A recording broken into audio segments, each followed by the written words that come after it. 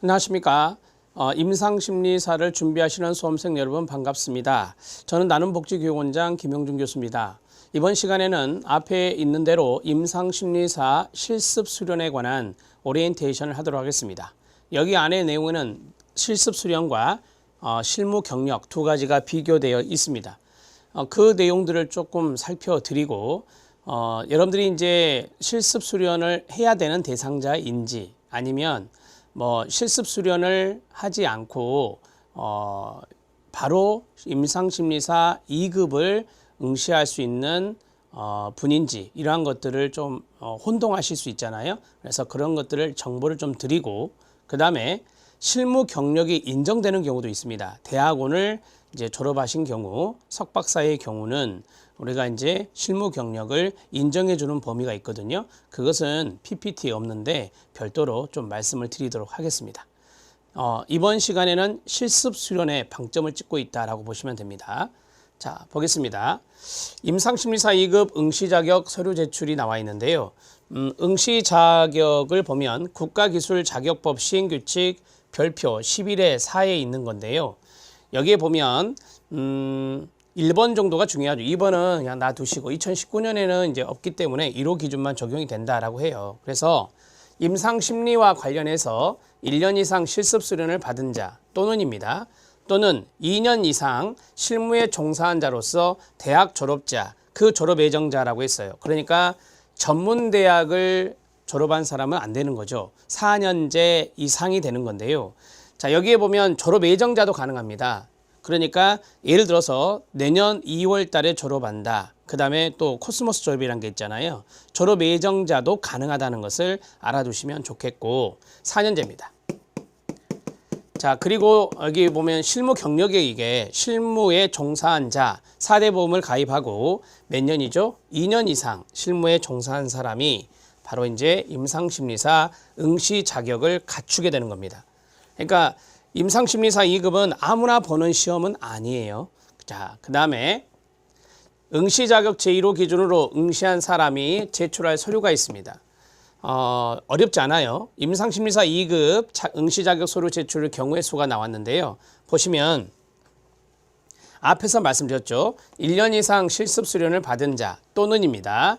2년 이상 실무에 종사한 자, 실무 경력이 있는 사람. 그리고 이게 이제 같이 묶어져서 and 자, 대학 졸업자이거나 대학 졸업 예정자여야 된다. 예, 4년제라고 말씀드렸습니다. 4년제라고 말씀드렸고, 자, 그러면 이 두 가지를 이제 서로 교차를 하게 되면 A 플러스 1은 이거잖아요. 대학 졸업자이고 그 다음에 1년 이상 실습 수련을 받은 자, 대학 졸업자로서 1년 이상 실습 수련을 받은 자. 아마 이게 가장 많을 겁니다. 이게 가장 많을 거고요. 그 다음에 두 번째는 대학 졸업자로서 2년 이상 실무에 종사한 자입니다. 그리 많지는 않을 것 같습니다. 자, 그 다음에 B 플러스 1을 보면 이것도 많을 것 같아요. 대학 졸업 예정인데 나 임상심리에 좀 관심이 있어서 1년 이상 실습 수련을 받은 분들도 있거든요. 근데 아직은 대학을 졸업하진 않았고 졸업할 예정이라는 거죠. 그래서 이분들도 좀 많고요. 그 다음에 대학 졸업 예정자인데 2년 이상 실무에 종사한 자, 이런 분들은 극히 드물죠.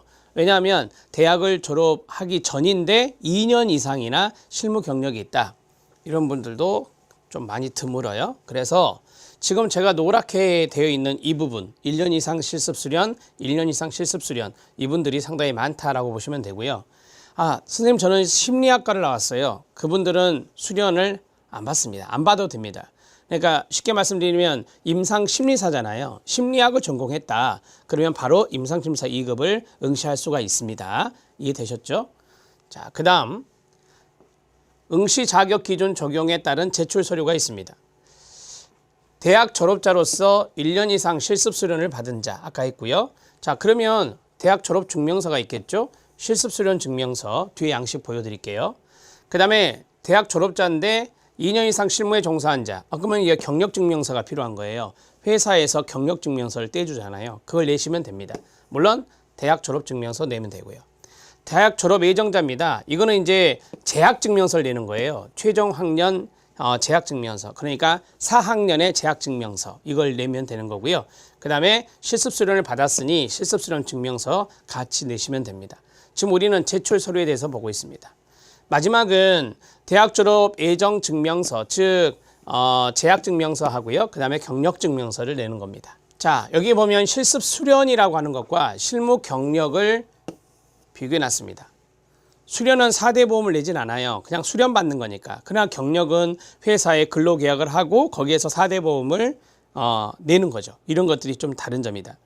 그리고 실습 수련 같은 경우는 말 그대로 수련이기 때문에 뭐 실습 시간이라든지 이런 것들이 많이 구애받지 않지만, 여기 실무 경력 같은 경우는 되게 우리가 뭐 계약직이 됐든 정규직이 됐든 월요일부터 금요일까지 아침 9시부터 6시까지 근무하는 거잖아요.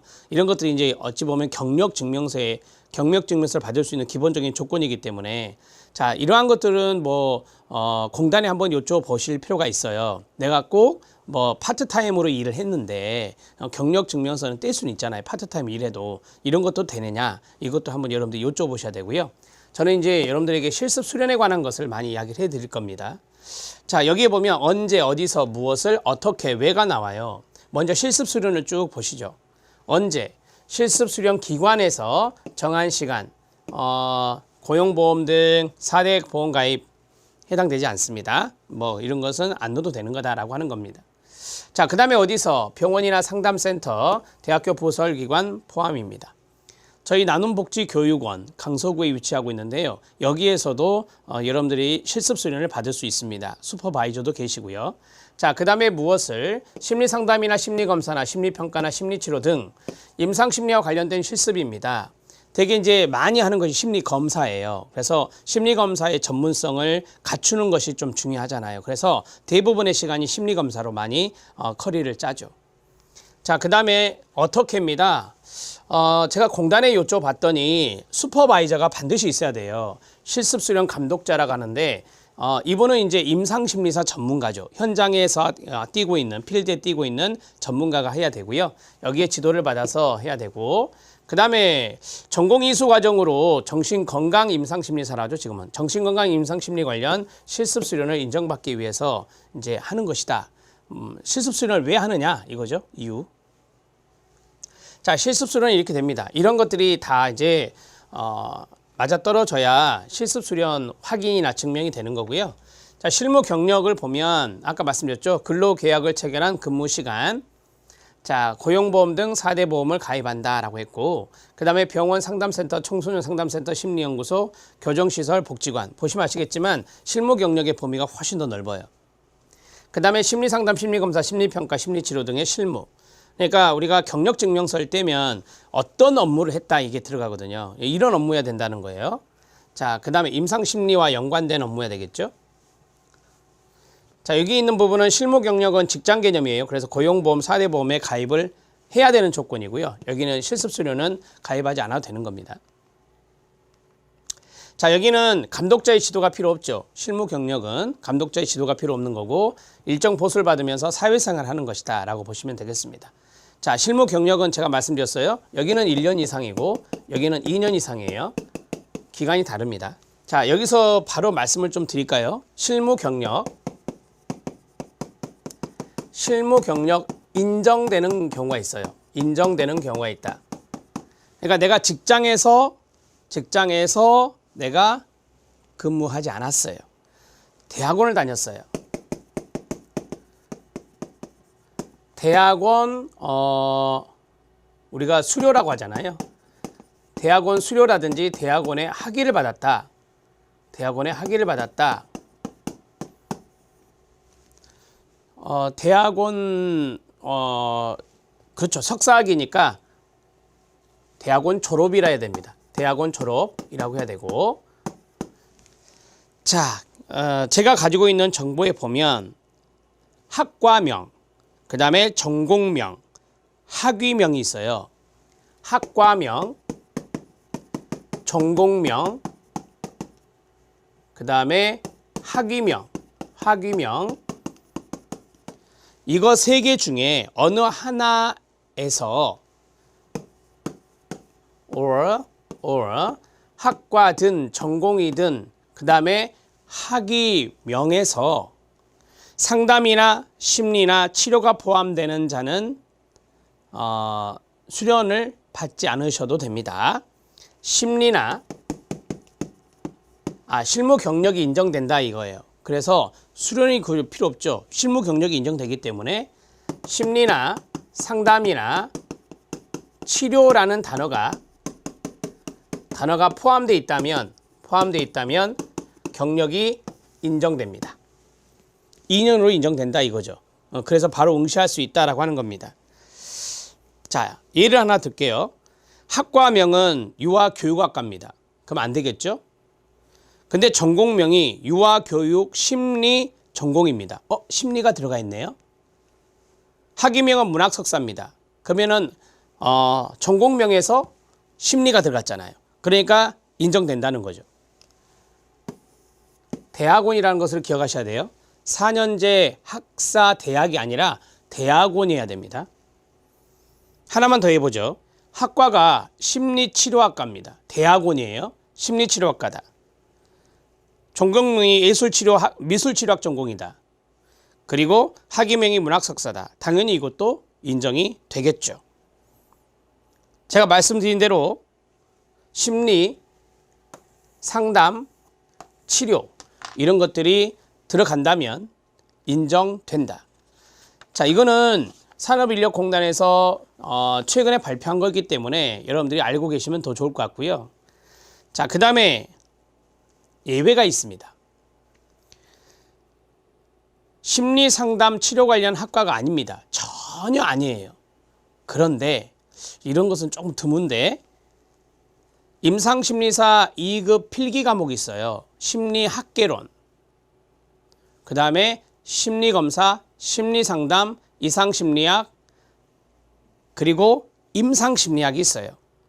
이 5과목인데 이 5과목 중에서 3과목 이상을 이수하면 경력이 인정됩니다. 그런데 내가 상담이나 심리나 치료 관련 학과가 아니에요. 예를 들어서 복지 관련 과입니다. 복지 관련 과인데 심리검사, 심리상담, 임상심리학, 심리학개론, 대학원에서 자, 이러한 것을 3과목 이상 이수하기가 좀 쉽지 않죠. 다른 학과인데. 그래서 만약에 있다면 실무 경력이 인정된다는 거, 그것도 정보로 말씀드립니다. 그런데 조건이 하나 있어요. 필기 과목의 명칭과 똑같아야 돼요. 예를 들어서 이상심리학인데 이상심리로 대학원에 있었어요. 그럼 학자가 없잖아요. 그럼 안 된다는 거예요. 이상심리학이라는 명칭과 똑같아야 된다. 단 이수 과목 명칭이 필기 과목과 동일해야 돼요. 그게 조건입니다. 그렇게 해서 3과목 이상 이수되면 실무 경력으로 인정이 된다는 거죠. 그런 분들은 바로 시험을 볼 수가 있다라고 보시면 되겠습니다. 다음으로 넘어가죠. 실습 수련과 실무 경력의 차이입니다. 근로계약을 체결하고 일정 보수를 받는 직장에서의 근무 개념인 실무 경력과는 구분이 되며, 자, 실습 수련 확인서 또는 실습 수련 증명서라 하는데요. 실습 좀 이따 보여드릴게요. 수련 기간, 이것이 가장 중요합니다. 1년 이상이어야 돼요. 자, 수련 내용, 그 다음에 실습 수련 감독자의 내용 기재되어 있어야 됩니다. 자, 이 감독자 내용도 중요해요. 감독자가 없으면 안 됩니다. 감독자의 자격증 번호가 있거든요. 그것도 들어가야 되고요. 실무 경력을 증빙하는 경우에도 임상심리와 관련된 업무를 수행했다는 내용이 필요하다라고 했습니다. 당연한 거 아닙니까? 예를 들어서 내가 어떤 기관에서 2년간 근무했는데 심리와 연관된, 임상심리와 연관된, 여기 보면 심리상담, 심리검사, 심리평가, 심리자문, 심리치료가 있거든요. 이런 것을 안 하고 그냥 복지 일을 했다. 그러면 안 되는 거예요. 해당 업무를 해야 된다. 그래야 실무 경력이라고 하죠. 그래야 실무 경력이라 할 수 있다. 여기에 재직기간도 들어가야 되죠. 왜냐하면 2년 이상이니까. 이거는 이제 그겁니다. 실무 경력과 연관성이 있는 거고요.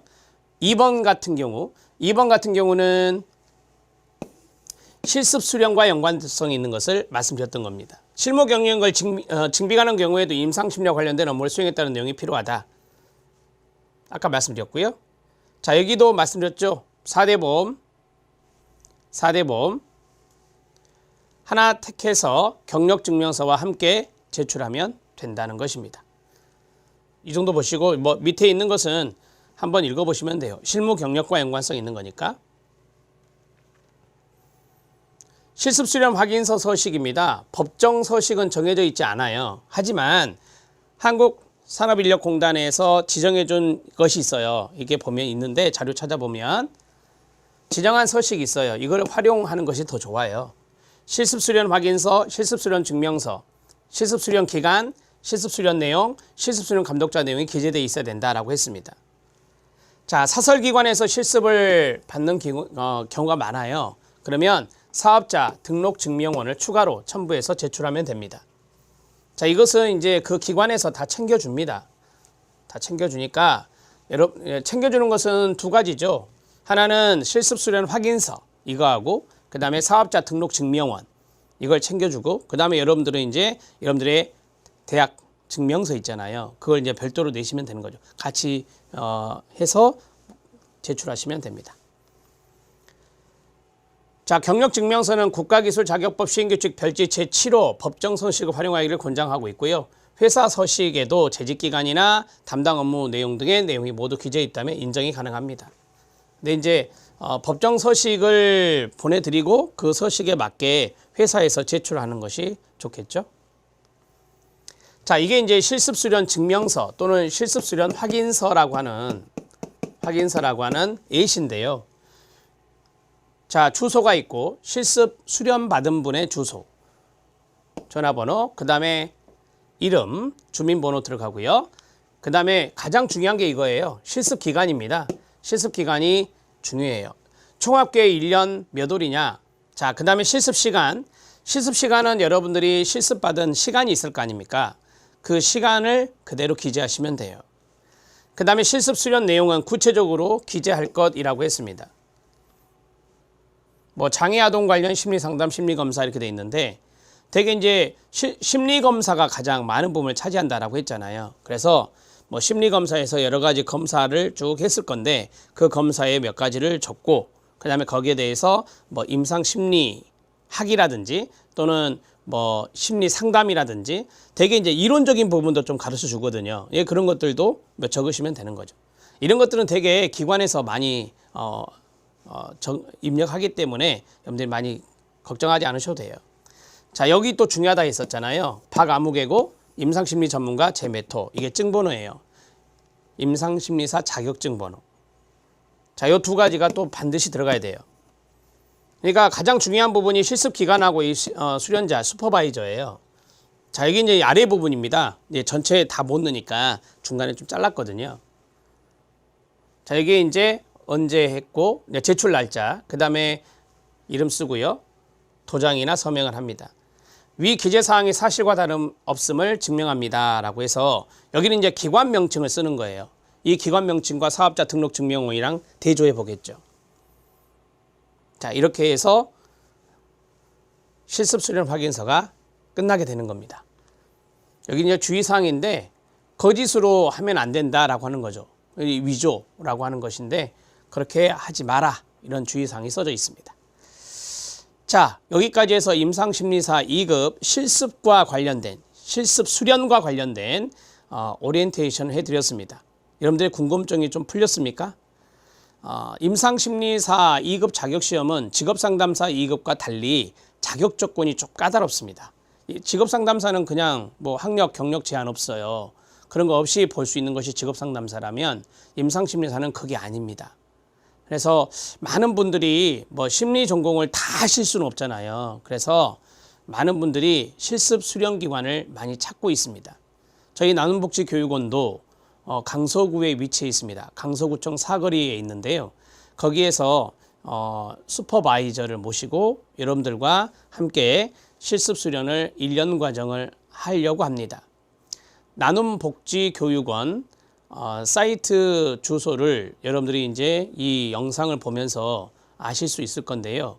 그 영상에 보시면 홈페이지에 보시면 실습수련에 대한 신청하기가 있습니다. 그 신청을 해주시면 그 기간에 충분히 여러분들이 실습수련을 받을 수 있도록 하겠습니다. 정확한 일정 그리고 내용, 실습 내용의 커리큘럼이 거기에 들어있기 때문에 그 내용들을 숙지하시고 개강에 맞춰서 오시면 되겠습니다. 임상심리사 2급 실습수련을 하는 분들에게 동영상 강의도 제공해 드릴 것입니다. 제가 강의한 그리고 또 임상심리 전문가가 같이 강의를 했는데요. 그 필기, 그 다음에 실기 이러한 강의들도 제공을 해 드릴 겁니다. 여러분들의 주된 목표는 실습수련이 아니잖아요. 자격증 취득이잖아요. 그래서 이 자격증을 취득할 수 있도록 최선의 노력도 하겠고 거기에 대한 자료도 교재도 여러분들에게 제공해 드릴 것입니다. 자, 한 가지만 더 말씀을 드리면 심리검사라고 하는 것이 상당히 중요합니다. 임상심리사로 재직을 하실 때 여러분들이 그것을 업으로 생활하실 때 정말 중요한 것이 심리검사와 심리상담입니다. 이 심리검사에 여러 가지가 있는데 그 여러 가지를 1번 실습수련 과정 커리에 넣어드렸습니다.